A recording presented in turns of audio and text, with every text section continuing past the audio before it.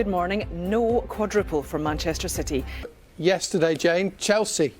Yeah, I think it's fair to say it wasn't a classic, but Chelsea by far the better team on the day, and that means that they will be going back to Wembley to play in the final. They'll be playing against either Leicester or Southampton. But Manchester City's hopes of winning all 4 trophies this season were dashed after Chelsea beat them 1-0 in the FA Cup semi-final at Wembley.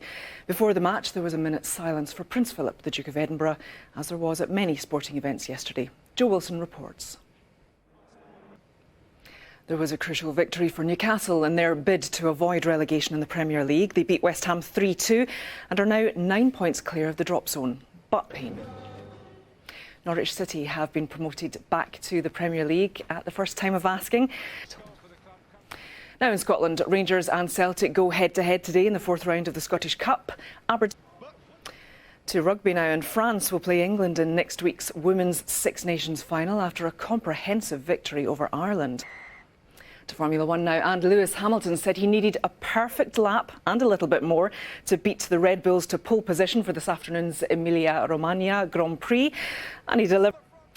Now they say all good things must come to an end, and that was certainly the case for Dan Evans. And defending champion Ronnie O'Sullivan is through to the second round of the World Snooker Championship. A reduced crowd, and that's your sport.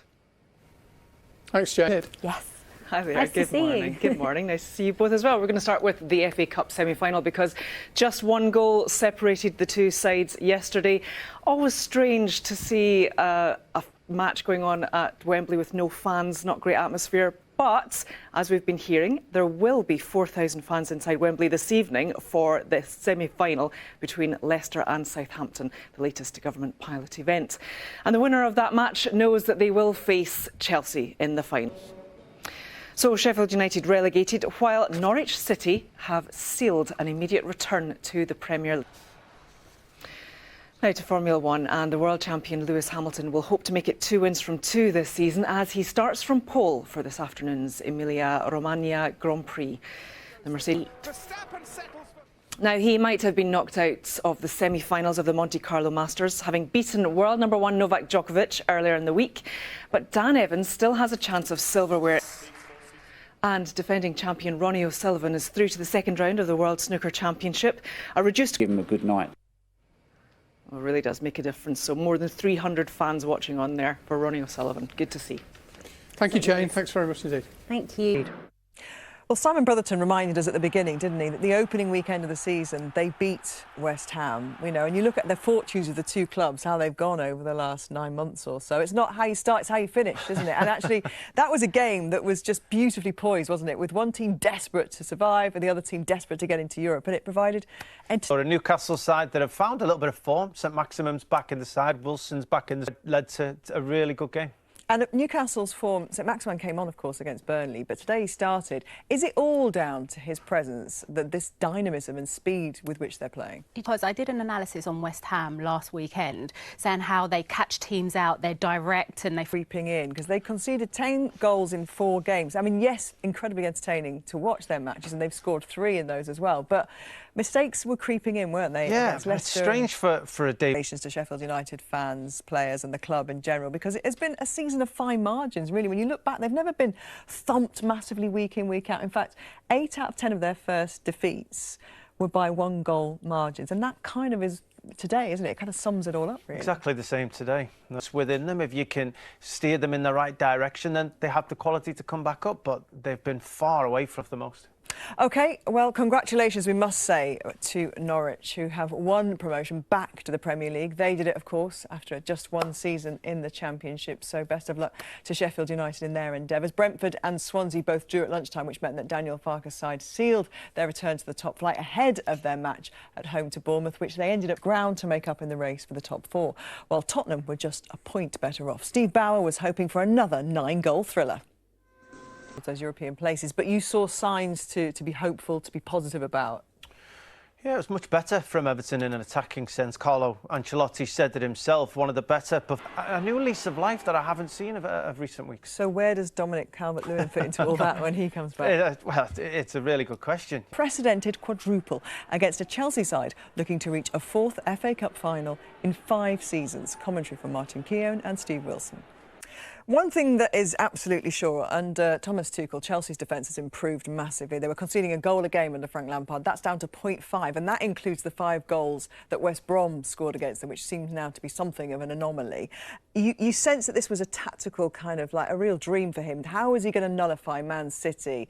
And he did. City's fullbacks really didn't cope very well with Werner and Ziyech, did they? No, but it was largely down to the tactics were wonderful, and Manchester City surprisingly got done by it. Does Kevin De Bruyne's ankle injury, if it keeps him out next week, kind of is it like a quid pro quo for Harry Kane's ankle injury with that Carabao Cup final?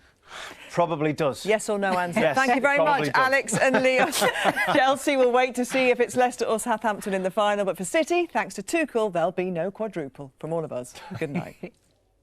Of fans to sport in general, with fans going back to the Crucible up in Sheffield for the snooker as well. But as I said, I'm feeling quite lonely inside Wembley at the moment. But as of tomorrow night, there will be 4,000 fans inside here. Now, I say the word fans, but they might not necessarily be fans of either Leicester or Southampton. That is because the tickets have been allocated via a ballot to local Brent residents and also local NHS and key workers. They all have to take a COVID test beforehand, show proof of that to be allowed in, and then take one after as well for monitoring purposes. They can't be under 18. They also can't be clinically vulnerable. So as you'd expect, plenty of care is being taken because we all want to see all of these seats filled as soon as possible. And while I'm not expecting too many raucous cheers tomorrow night, it will just be nice, won't it, to just hear even the smallest ripple of applause.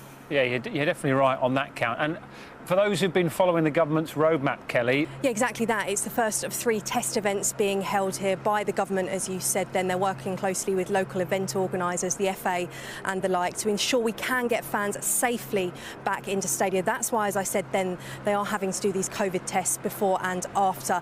But this is the first of 3 events. The second one will be at next weekend's EFL Cup Trophy final. That is, of course, between Manchester City and Spurs. And the brilliant news with this one is that they're upping the numbers slightly. There'll be 8,000 in total, and 4,000 of those will actually be Manchester City and Spurs fans. The other 4,000 will again go to key workers and to Brent residents. Then they are hoping, and this one is almost pinch me territory, because they are hoping that on the 15th of May, when the FA Cup final comes to town, they'll be able to have around 20,000 fans inside here. Now, this is all about getting fans back into stadium for the long term, but of course in the short term as well. A small matter of the Euros this summer. Of course, England's group games are all due to be played here, as are the semi-final and the final, and they'd like to have a 25% capacity inside this very stadium. So there's a lot of hurdles, Dan, to overcome between now and then, but hopefully, as I said before, we are starting to get back to some semblance of normality. Oh, let's hope so. Kelly, we'll see you again before the end of the programme. A dog buggy because she was having trouble walking, so putting her in a dog pram before she died for about 3 or 4 weeks. And the weird thing was, you're pushing a dog in a pram, no one bats an eyelid. No one looks and says, oh, it's not a baby. They just go, oh, it's a dog in a pram. It's obviously very normal. It's a thing now. Definitely a thing where I live. Yeah, excellent. I can highly recommend them. You can get one for your cat, Timmy. Oh, he'd never sit in it. He would. They're quite lazy, really. Sport. Chelsea have booked their place at next month's FA Cup final. Will it be Leicester or Southampton joining them later on today? Plus... Good morning. Chelsea boss Thomas Tuchel says his side had to close the gap to beat Premier League leaders Manchester City and reach the FA Cup final. Before the semi-final at Wembley, there was a minute's silence